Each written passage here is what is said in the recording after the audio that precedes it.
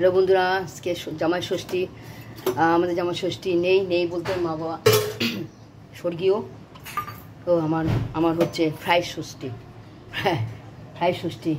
বস, ডিমের কারি দিচ্ছি, ছেলেকে বলছি খেতে বস, ডিমের কারিতে তো হয়ে যাবে। ফ্রাই ষষ্ঠী বলতে এই যে 3 রকম ভাজা করেছি আর ডিমের কারি করেছি, ঝাল ঝাল। ডিমের কারি দিচ্ছি, খেতে বসবি।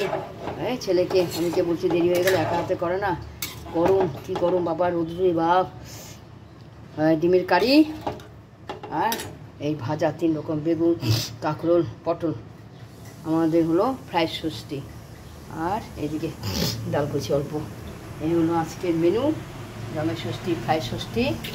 আপনারা ভালো থাকবেন, সুস্থ থাকবেন, আপনারা আনন্দ করুন। যাদের জামাই ষষ্ঠী এবং শাশুড়িরা আনন্দ করুন, খাওয়া দাওয়া করুন, সুস্থ থাকুন। রাখলাম।